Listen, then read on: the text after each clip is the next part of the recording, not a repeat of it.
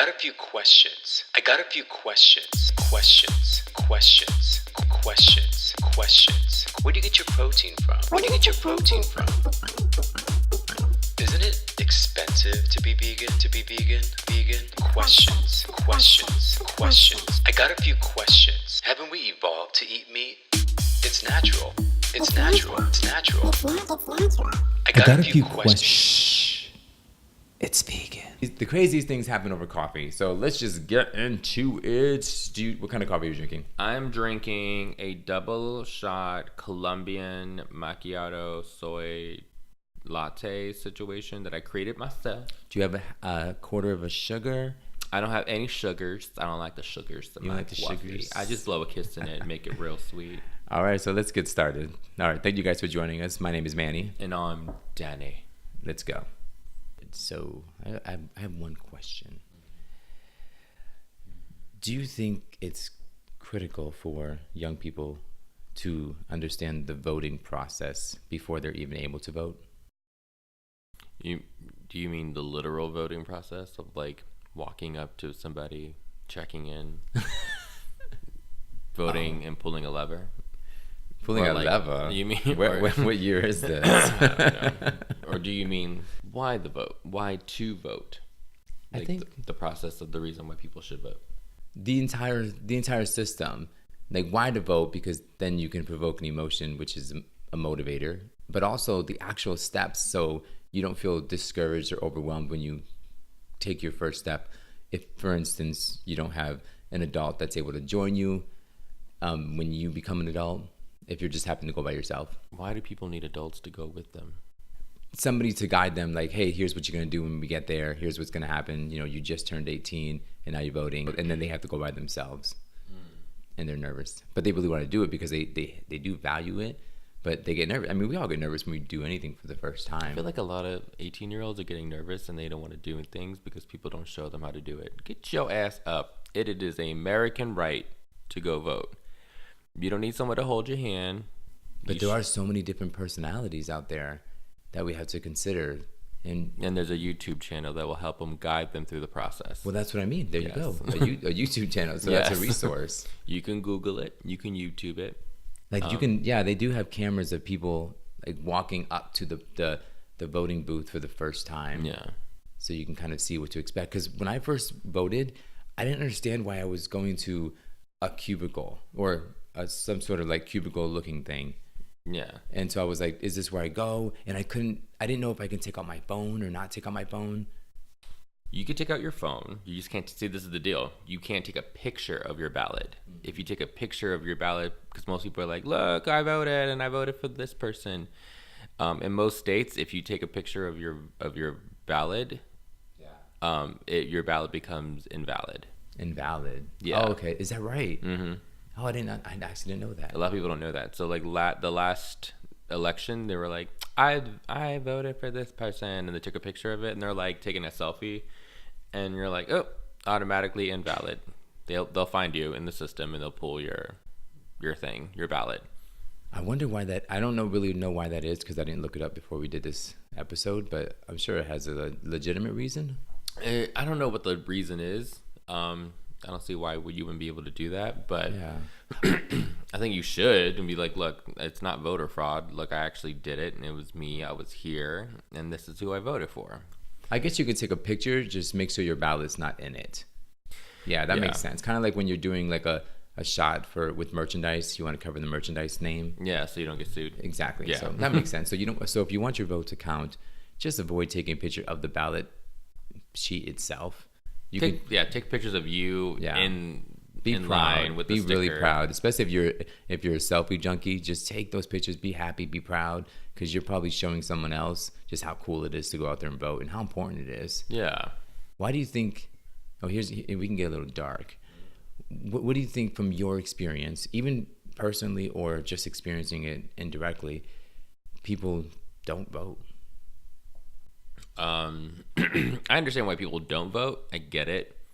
But it's the same time like when the reason why people don't vote is because they feel like they're not being represented. They feel like they're not, like their vote doesn't matter. It doesn't count. So what's the point? Yeah. That's just a disenfranchised energy that comes from society that tells you that, because we felt the same way growing up. We're like, well, what's the point? Like, we don't see people who look like us who will represent us. Yeah. Now we have people who look like us who's going to represent us. Yeah. And they still have this, well, I don't know, it doesn't matter kind of mentality, which is bullshit, because now you see how voting on the local level, how voting on the huge government level, like when it comes to like, So federal and then private. federal, yeah, why not? It's completely different voting for your city councilman than it is to vote for the president. In the sense that city councilman, you can see up front the policies and procedures that you want to enable and act through this candidate. Yeah. You can see it locally happening in your town, so it's empowering to see that. Versus if you were like to vote for like president, it may take a while for you to see the actual effect that you wanted to see, depending on who the candidate is and whatnot. I understand why people feel, as you say, disenfranchised, and why voting can be overwhelming to the degree where you feel like it doesn't matter. No matter what you do, it's not going to matter. Just because the country is so big, and you feel like you are so far away from the elected officials to the point where they can't even see you. And when you feel that way already about your life on a personal level, it's not uncommon for you to feel that way on a federal or governmental level. So I can understand, even though we do have representatives who look like us, who talk like us now, you still have that emotion still trapped inside you, still Like, feeling. what's the point? Exactly. Yeah. So I think that what we can do is the more involved you get, meaning the more educated you get about the policies of the people that do represent you, whether it's physically or emotionally, then the more you feel like, okay, maybe I can break the stigma in my head about my vote doesn't matter. Yeah. Because I think when people say their vote doesn't matter, they're really talking on a federal level. Because, voting locally is hyper important. But when we actually have conversations about voting, it's always on the federal level. But most recently, people have been going out to the midterm election polls, which is phenomenal. Yeah. And 18-year-olds are voting. Younger people who are from the urban. So we do see an increase city in younger people voting, which is good. Yeah, finally. Well, because they're finding, here's the deal. They're finding something interesting in voting. Yeah. They're finding themselves within the voting process. And when you do that, you find a reason to do it. Yeah. I think the funny thing is with voting, I remember the day I turned 18, I said, I can go vote now. Yeah. And I can go buy a lottery ticket. I went and bought a lottery ticket. And then... Did you win? I did not win. But I went in and voted as soon as I could. I voted for Bob Dole. Oh, you're talking about like federally? Yeah, I voted like the first person I could vote for. Like the first people the most people vote for is usually like the president. So I voted for the president. And I was like, yes, I'm a part of this. Even though I knew, and the narrative I created in the back of my head was that I didn't want my vote to just be thrown away. Yeah. And to me, being 18, I was like, my vote doesn't matter. It doesn't matter anyways. But my dad always told me, is like, if you don't participate, then you can't complain. If you're not willing to do something, one little thing, then you can't complain. But I think that, you're right. We do have that's definitely a perspective. And then we also have to consider the conditioning, which led people to have this feeling of disempowerment.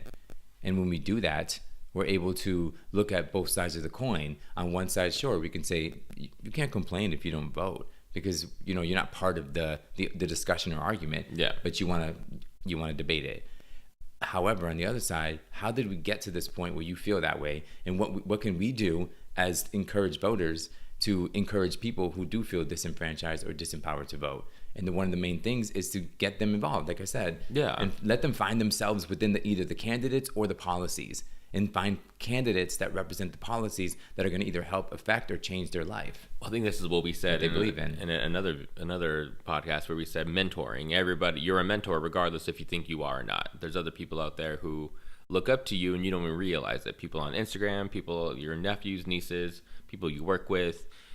You may not have signed up to be a mentor to these people, but you secretly are. So using social media as your platform to be like, hey, look, you guys ain't voted, and you have your little voted sticker. Absolutely. Like, it may seem like you're bragging, but there might be somebody out there who was like, well, if he seems so busy. That is the best use of celebrity. Yeah. The best use. Like, really.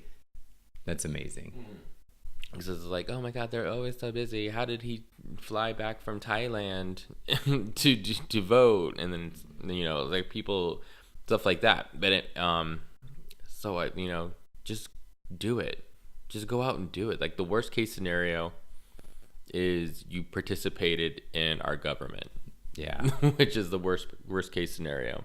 And if the outcome doesn't work out in your favor, just know that just keep going, keep trying. It's nothing personal. Yeah. It's just the way democracy works. And that's a good thing if it's done fairly. But don't ever feel if you do go out there and you do vote and the person you voted for doesn't win, it's not an attack personally on you. Just keep trying and keep getting the word out there and making sure you're trying to find yourself in these policies or in these candidates. Yeah. And local government is important because there's a thread from the city council all the way up to the to the president of the United States. And we have to keep that thread as linear as possible. And the only way we can do that is by participating on a very, very hyper local level all the way to a federal level. Mm-hmm. And what that does, it creates a narrative from where you are, from your state, up into Washington, D.C. And that narrative needs to speak for all Americans. And I only say that because we do feel like the city council members don't partake in the overall process. Mm-hmm. And everybody partakes. Everybody is part of the system. The wheel. Yeah, you're a part of the wheel. Once you learn that, it's overwhelming. Oh my goodness! The machine. The machine of government, the government systems. But once you learn it and understand why it was put in place, and you'll find a reason that makes sense to you, and then you can feel less overwhelmed. Yeah. But it's ironic because we're not just talking about 18-year-olds. We're talking about people even in their 30s who have developed a mentality that they do feel disempowered and disenfranchised, mm-hmm. even in their 30s. So I'm talking to anybody who feels on any level that their voice isn't being heard. Trust me when I tell you, the more involved you get, the louder your voice gets. Mm-hmm. But it's going to take some time. And people are betting on us not feeling empowered.